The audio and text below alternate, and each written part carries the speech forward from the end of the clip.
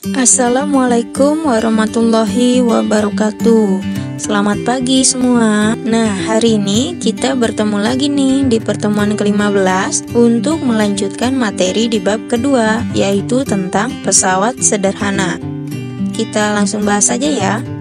Pesawat sederhana adalah alat sederhana yang digunakan manusia untuk memudahkan melakukan usaha. Adapun jenis-jenis pesawat sederhana yaitu tuas atau pengungkit, katrol, bidang miring, dan roda berporos.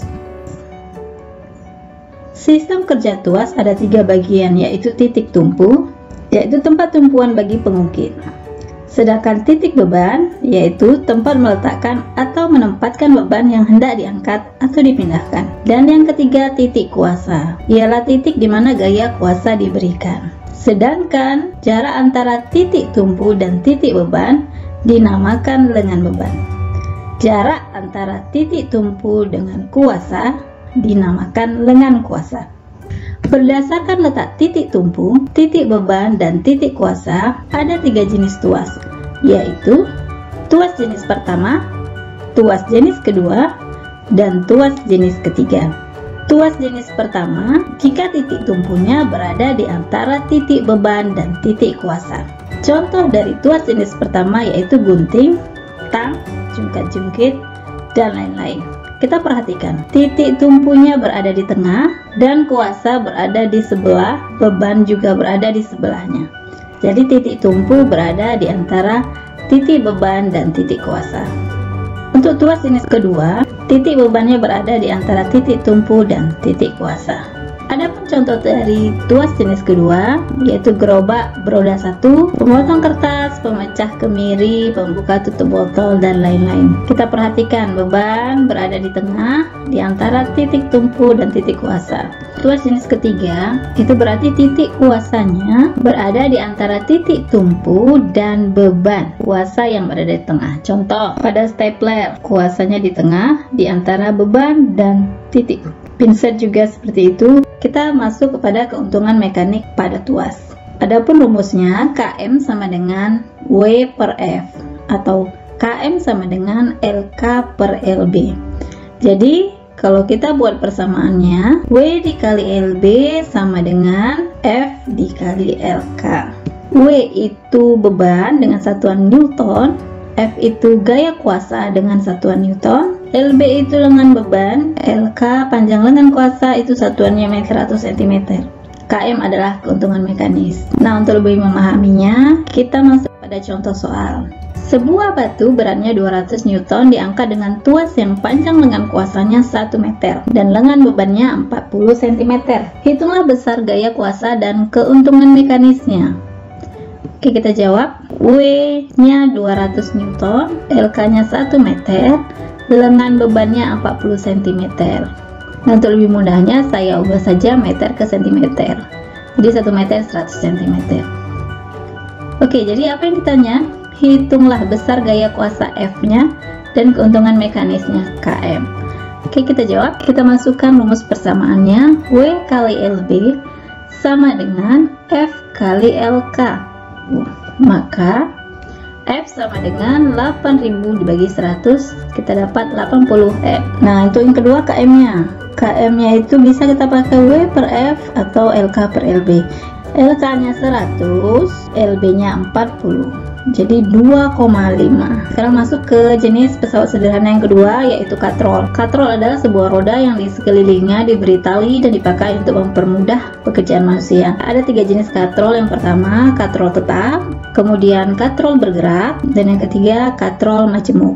Katrol tetap, katrol yang posisinya tidak berubah ketika digunakan, di mana dia berfungsi merubah arah gaya. Contohnya ini ada pada katrol pada sumur timba dan tiang bendera. KM-nya itu LK per LB sama dengan W per F sama dengan 1. Maka keuntungan mekanis pada katrol tetap adalah 1 karena besar lengan kuasanya sama dengan lengan bebannya. Kedua, katrol bergerak merupakan katrol yang posisi atau kedudukannya berubah ketika digunakan. Katrol ini berfungsi melipatkan gaya. Contoh, katrol untuk mengangkat peti kemas. Maka keuntungan mekanisnya, LK itu 2 kali lengan beban per lengan beban, maka 2. Jadi keuntungan mekanis pada katrol bergerak adalah 2. Kemudian katrol majemuk merupakan gabungan dari katrol tetap dan katrol bergerak. Contohnya katrol pada alat pengangkat mobil pada mobil derek. Keuntungan mekanis katrol majemuk sama dengan jumlah tali yang menyokong berat beban. Nah, KM sama dengan jumlah tali. Jadi kalau arah kuasanya itu ke atas, keuntungan mekanisnya jumlah tali ditambah 1. Kita lihat contoh soal. Sebuah logam beratnya 200 Newton diangkat dengan katrol tetap. Berapakah gaya yang diperlukan untuk mengangkat logam tersebut? Diketahui W-nya 200, katrol tetap KM-nya itu sudah tahu kita tadi ya, 1.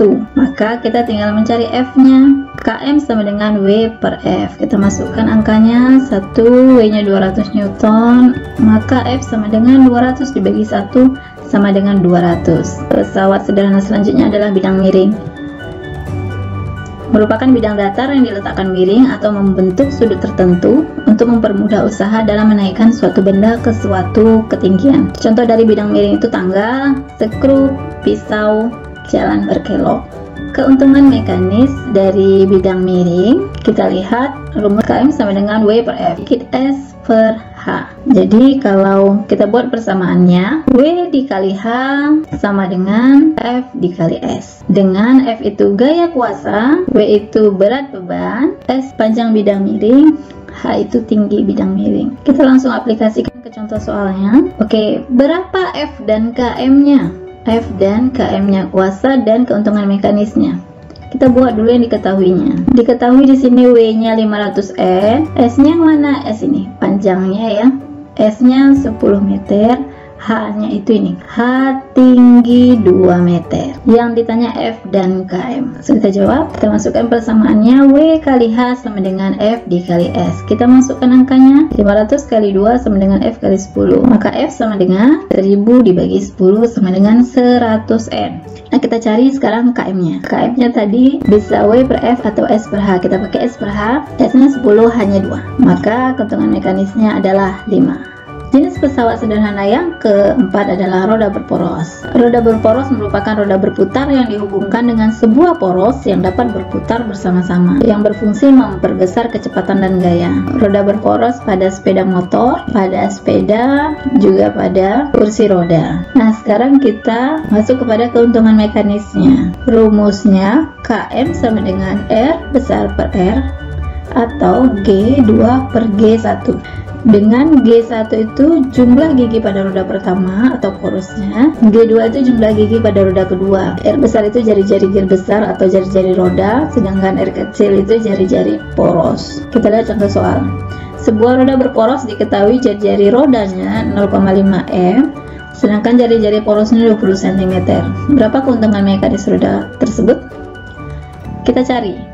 Yang mana R besar nih? Jari-jari roda itu R besar 0,5 M. Sedangkan jari-jari poros itu R kecil 20 cm. Nah, biar kita mudah, kita sama-sama saja ubah ke dalam cm. Apa yang ditanya? KM-nya. Sudah kita jawab, KM sama dengan R besar per R kecil. 50 per 20 sama dengan 2,5. Baik, itu dia pembahasan dari Ibu. Mudah-mudahan kalian dapat memahami apa yang Ibu jelaskan, dan semoga apa yang Ibu sampaikan hari ini dapat bermanfaat untuk kalian. Sampai bertemu lagi di pertemuan berikutnya. Terima kasih untuk kalian yang sudah mengikuti pembelajaran hari ini. Wassalamualaikum warahmatullahi wabarakatuh.